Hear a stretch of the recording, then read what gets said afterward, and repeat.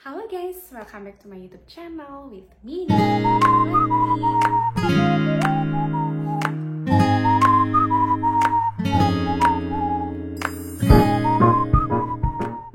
buat teman-teman yang baru gabung di channel ini, boleh banget untuk subscribe, turn notification on-nya supaya teman-teman bisa dapat notification setiap aku upload video terbaru. Ada yang nanya nih ke aku via DM di Instagram. Nah, apakah bisa langsung jadi spesialis? Nah, teman-teman, banyak banget nih yang nanya ke aku waktu pas aku upload foto yang ini wisuda. Banyak banget yang nanya via DM di Instagram mau jadi spesialis apa. Nah, sebenarnya gimana sih perjalanan karir seorang dokter itu? Kita bakal bedah dari sekarang. Kita awalnya dari SMA dulu nih. Masuk ke perguruan tinggi, biasanya milih fakultas kedokteran. Prodinya pendidikan dokter misalnya. Apakah setelah itu, setelah pendidikan 5 tahun kita langsung jadi spesialis? Tidak.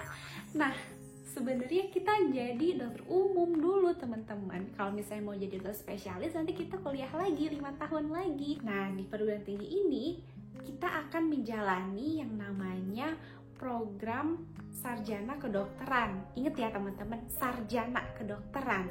Nah, di sarjana kedokteran ini membutuhkan waktu sekitar 3,5 sampai 4 tahun teman-teman normalnya. Alhamdulillah, aku kemarin lulus di program sarjana kedokteran dengan waktu tempuh 3,5 tahun. Boleh lihat di fotonya ini, videonya di sini, dan nanti bisa dieksplor, diklik sama teman-teman di link yang di atas ya, habis video ini, boleh banget. Nah, sebenarnya kalau udah lulus dari program sarjana kedokteran, nama kita tuh udah ada gelarnya teman-teman di belakang. Misalnya nih, nama, lalu koma, S.Ken gitu, sarjana kedokteran. Nah, itu berarti orang-orang yang telah lulus dari program sarjana kedokteran. Nah, apakah udah bisa dipanggil dokter? Apa udah bisa praktek? Jawabannya tentu belum teman-teman.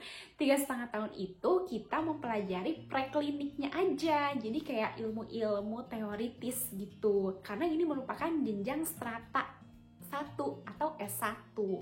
Nah, udah kayak gitu, kalau misalnya orang udah lulus nih, udah punya gelar S.Ken ini disebutnya dokter muda teman-teman. Ingat ya, dokter muda.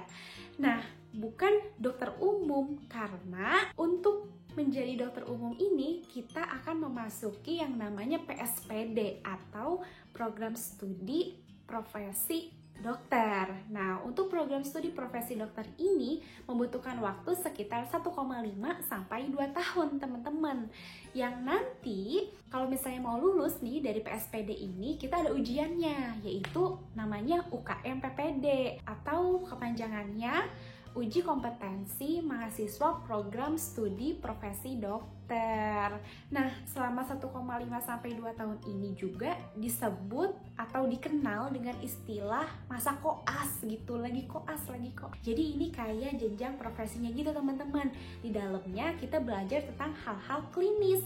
Biasanya kita belajarnya itu langsung sama konsulen-konsulen. Apa itu konsulen? Yaitu dokter yang subspesialis teman-teman. Wah, udah beda lagi ini ya. Nah, jadi kita itu praktek di rumah sakit, biasanya rumah sakit pendidikan teman-teman, atau rumah sakit jejaring dari universitasnya.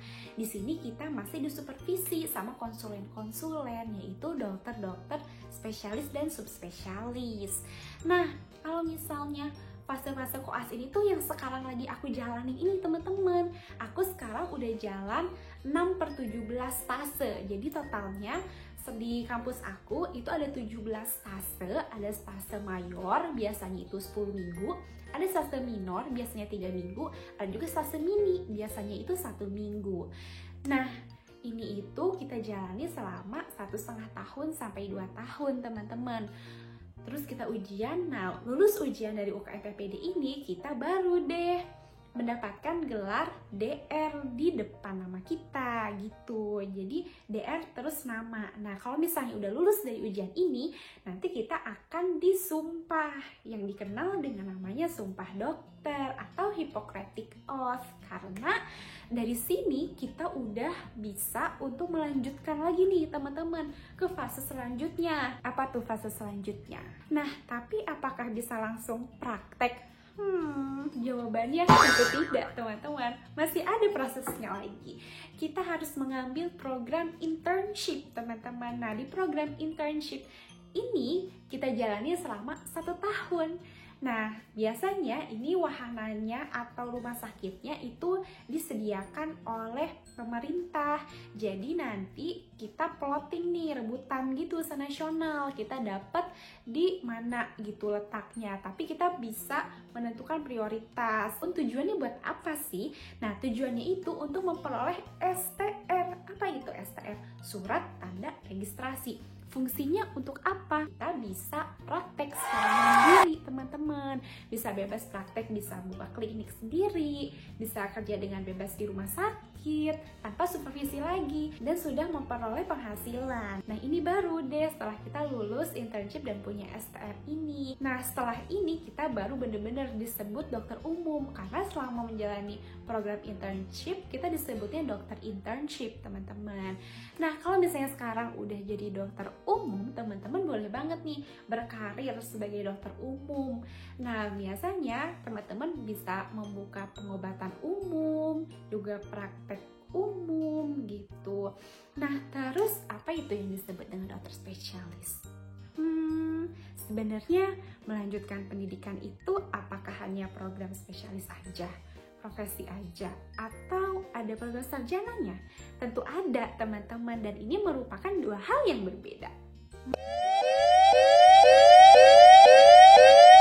Back lagi dulu. Kalau misalnya kita udah lulus dari S-nya, dari S1-nya, kita bisa langsung ngambil S2, atau kita bisa sambil ngejalaninnya mix gitu, koas plus S2. Nah, itu bisa banget teman-teman.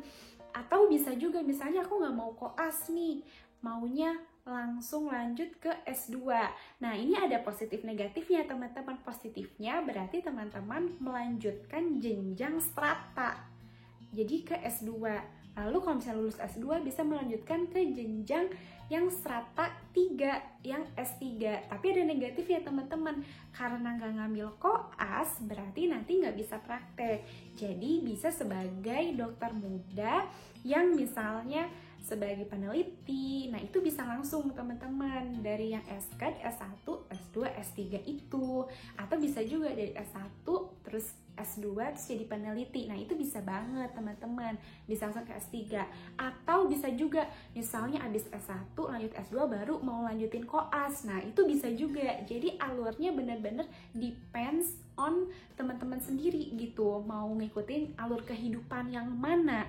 Life is choice teman-teman. Next, kita bakal lanjutin dulu yang tadi ya, yang dari fase udah mendapatkan STR, udah jadi dokter umum. Nah, udah dari sini teman-teman bisa punya 2 pilihan nih. Bisa melanjutkan jenjang profesi, misalnya sekolah spesialis, atau bisa melanjutkan jenjang sarjana yang tadi S2 atau S3 itu.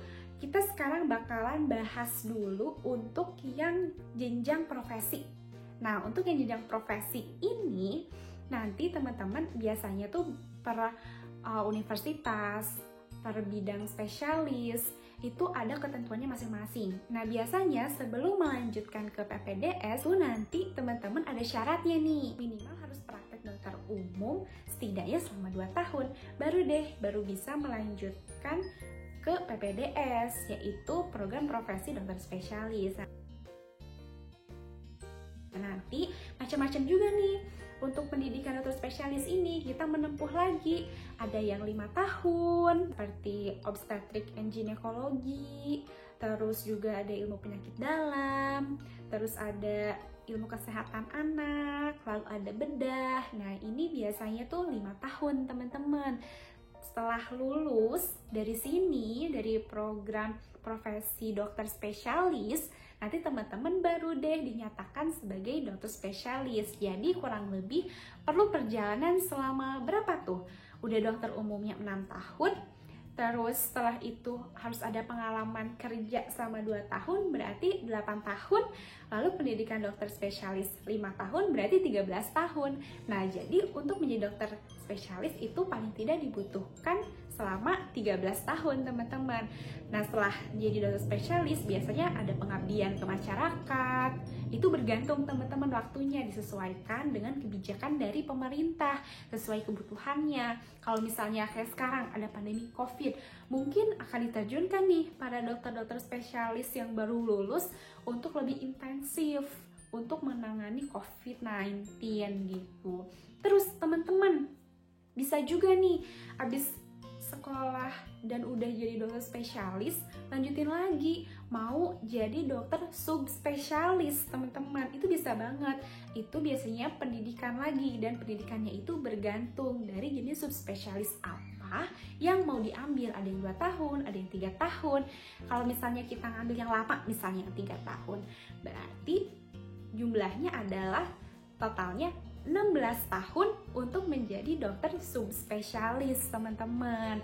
Jadi pertanyaan yang kemarin mau ngambil spesialis apa, kira-kira untuk anak kayak aku yang baru koas, yang baru lulus dari S1, pertanyaan itu masih sulit untuk dijawab, teman-teman, karena masih memerlukan sekitar 8 tahun yang aku sekarang baru jalan 3,5 tahun, baru lulus kemarin. Itu perjalanannya. Tapi teman-teman bisa juga nih, misalnya udah lulus dokter spesialis, terus ngelanjutin S2. Misalnya S2 itu normalnya 2 tahun, berarti udah dari situ, terus misalnya mau lanjutinnya bisa pilih, teman-teman, mau lanjutinnya ke yang program studi dokter subspesialis atau SP2 yang tadi, atau habis dari S2-nya mau lanjutin ke S3 gitu. Nah, itu bisa dipilih aja, teman-teman. Jalurnya zigzag gitu, itu bisa banget. Kalau misalnya kita kumulatifkan untuk S2 sama S3, mungkin itu 4 tahun gitu ya, S2 S3 kalau di Indonesia. Berarti setelah tadi nih yang berapa tuh? Udah sampai subspesialis, kita udah ada 16 tahun gitu ya, ditambah 4 tahun S2 S3, berarti berapa tuh? 16 ditambah 4, berarti 20 tahun. Berarti untuk pendidikan sekolahnya itu, untuk sampai yang lulus S3 dan udah subspesialis, itu memerlukan waktu sekitar 20 tahun, teman-teman. Dan ini menurut aku merupakan perjalanan yang panjang, jadi enjoy aja buat teman-teman sekarang yang lagi mau memulai dan memilih dari SMA ke kuliah, memilih untuk ngambil kedokteran. So, persiapkan mental teman-teman dari sekarang, karena ini bukan perjalanan yang singkat, ini adalah perjalanan yang panjang. Jadi tetap keep spirit, semangat selalu. Oh iya, teman-teman, kan baru lulus SNMPTN dan SBMPTN ya, atau apa sekarang? Ada ujian mandiri juga. Selamat ya yang udah lulus. Welcome to the jungle. That's all for today. See you in my next video, guys. Bye-bye.